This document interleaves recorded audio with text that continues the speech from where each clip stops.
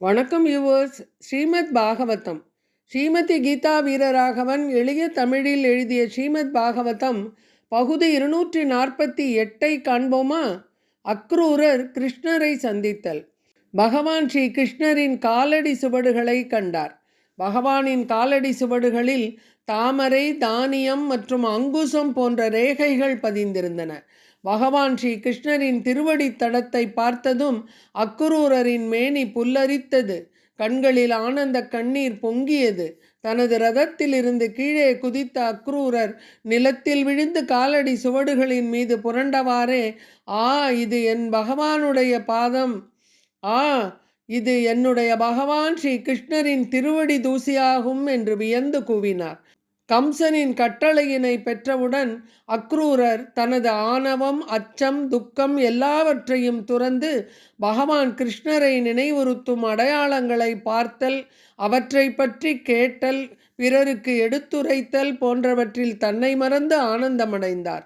அக்ரூரர் தான் ராஜ குடும்பத்தைச் சேர்ந்தவர் என்னும் ஆணவத்தினை துறந்து பிருந்தாவனம் என்னும் எளிய கிராமத்தில் உள்ள ஆயர்குலவாசிகளை வழிபட்டார். கம்சனின் ஆபத்துக்கு ஆட்பட்டிருந்த தனது குடும்பம், மனைவி, மக்கள் போன்றவற்றின் மீதான துக்கத்தினையும் அவர் துறந்தார். இவை அனைத்தையும் துறந்து அவர் பகவானின் தாமரை திருவடிகளில் உள்ள தூசியின் மீது விழுந்து புரண்டார். பின்னர் அக்ரூரர் விரஜ கிராமத்தில் கிருஷ்ணரும் பலராமரும் பசுக்களிடம் பால் கறக்கச் சென்று கொண்டிருப்பதை கண்டார். கிருஷ்ணர் மஞ்சள் வண்ண பட்டாடையும் பலராமர் நீல வண்ண பட்டாடையும் அணிந்திருந்தனர். அவர்கள் இருவரின் விழிகளும் சரத்கால தாமரை மலர்களை ஒத்திருந்தன. வலிமை மிக்க கரங்களை உடையவர்களாகவும் பகவான் ஸ்ரீ கிருஷ்ணர் நீலமேக சியாமள வண்ணன், ஸ்ரீ பலராமர் வெண்மையான நிறமுடையவர். அழகிய நேர்த்தியான முக அமைப்புடன் அவர்கள் இருவரும் எல்லோரையும் விட எழில்மிக்கவர்களாக இருந்தனர். இளமை மிக்க 2 யானைகள் போல் அவர்கள் நடந்து சென்றனர். கருணையும் புன்னகையும் நிறைந்த பார்வை உடையவர்களாக இருந்தனர். தமது காலடி சுவடுகளினால் அம்மேன்மை மிக்க இருவரும் ஆயர்பாடியை அழகுபடுத்தினர். அவர்கள் பாதங்களில் கொடி, வஜ்ராயுதம், அங்குசம் மற்றும் தாமரை அடையாளங்கள் இருந்தன. இருவரும் அழகிய அணிகலன்கள் அணிந்திருந்தனர். மலர் மாலைகளும் அணிந்திருந்தனர். அப்பொழுதுதான் குளித்து முடித்து தங்கள் அங்கங்களில் புனித வாசனை திரவியங்கள் பூசி சுத்தமான ஆடைகள் அணிந்திருந்தனர். ஓ பரீட்சித்து மகாராஜனே, அவர்கள் இருவரில் ஒருவர் பொன்னால் அலங்கரிக்கப்பட்ட பச்சை மரகத மலை போன்றும் மற்றொருவர் வெள்ளிமலை போன்றும் விளங்கினர். பெரியாழ்வார் தன் பாசுரத்தில் முன்னல் ஓர் வெள்ளி பெருமயில குட்டன் மொடுமொடு விரைந்தோட பின்னை தொடர்ந்ததார் கருமயில குட்டன் பெயர்ந்தடி இடுவது போல் பன்னி உலகம் பரவி ஓவா புகழ் பலதேவன் என்னும் தன்னம்பி ஓட பின்கூடச் செல்வான் தளர் நடை நடவானோ. பகவான் கிருஷ்ணரும் பலராமரும் தளர்நடை நடத்தலை பற்றி அழகாக பாடியுள்ளார். அவர்கள் இருவரும் நடந்து வரும் அழகு தங்கள் ஒளியினால் அவர்கள் வானத்து இருளை எல்லா திசைகளிலும் நீக்கினர். பகவான் ஸ்ரீ கிருஷ்ணரின் மீது கொண்ட பாசத்தினால் மிகவும் உணர்ச்சி வயப்பட்டவராக அக்ரூரர் தனது ரதத்தில் இருந்து வேகமாக கீழே குதித்து கிருஷ்ணர் மற்றும் பலராமரின் திருவடிகளில் நெடுஞ்சான் கிடையாக ஒரு தண்டத்தை போல் விழுந்தார். ஓ மன்னனே, பகவானை கண்டதினால் அவருடைய கண்களில் இருந்து ஆனந்த கண்ணீர் பெருகி வழிந்தது. மேனி சிலிர்த்தது, நாக்கு தழுதழுத்தது. ஆர்வத்தினால் உணர்ச்சி வயப்பட்டு அவர் தன்னை அறிமுகப்படுத்தவும் வார்த்தை வராது திணறினார். அக்ரூரரை அடையாளம் கண்டு கொண்ட பகவான் கிருஷ்ணர் சக்கர குறியுடைய தமது திருக்கரத்தினால் அவரை தமது மார்புறத் தழுவிக்கொண்டார். தலைவணங்கி நின்ற அக்ரூரரின் குவித்த கரங்களை பகவான் பலராமர் தமது கரங்களினால் பற்றி கொண்டார். பின் பலராமர் கிருஷ்ணருடன் சேர்ந்து அக்ரூரரை தமது இல்லத்திற்கு அழைத்துச் சென்றார். அக்ரூரரிடம் அவரது பயணமெல்லாம் சௌகரியமாக இருந்ததா என்று வினவிய பின்னர் பலராமர் அவருக்கு உயர் ரக இருக்கை அளித்து அவரது பாதங்களை நீராட்டி மரியாதையுடன் அவருக்கு தேன் கலந்த பாலினை பருகுவதற்கு அளித்தார்.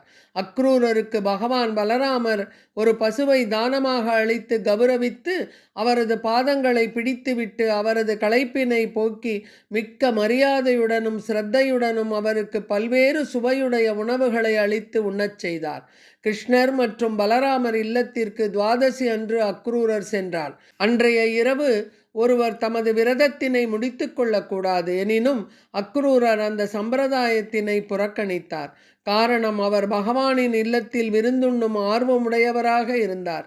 அக்ரூரர் மிக்க திருப்தியுடன் உணவு உண்டு முடித்த பின்னர் பகவான் பலராமர் அவரது வாய்க்கு இனிய சுவையளிக்கும் வாசனாதி மூலிகைகளை அளித்தார்.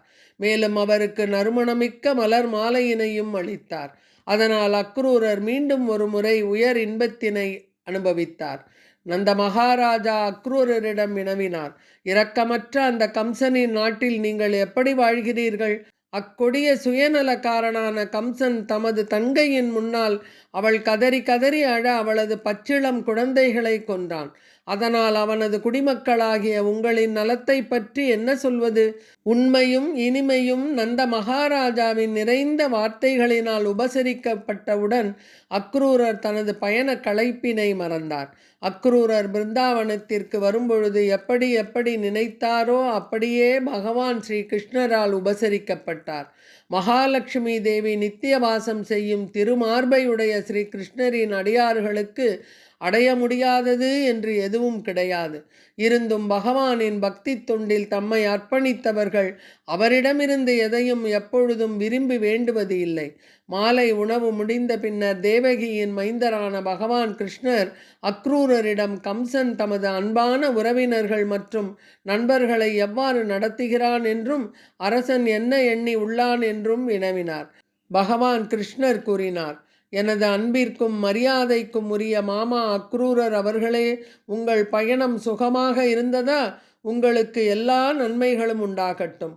உங்கள் நலம் விரும்பும் நண்பர்களும் நெருங்கிய தூரத்து உறவினர்களும் மகிழ்ச்சியுடனும் ஆரோக்கிய மனத்துடனும் இருக்கின்றார்களா?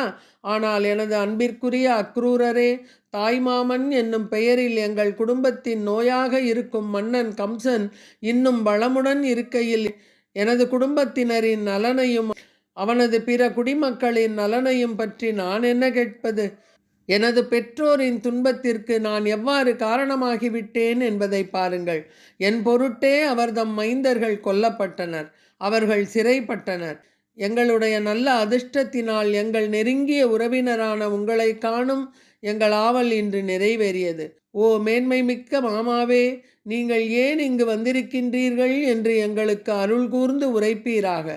கிருஷ்ணரால் இவ்வாறு கேட்கப்பட்டதும் அக்ரூரர் கிருஷ்ணரிடம் எடுத்து கூறப்போவதினை ஸ்ரீமத் பாகவதம் பகுதி 249 காண்போமா? நன்றி, வணக்கம்.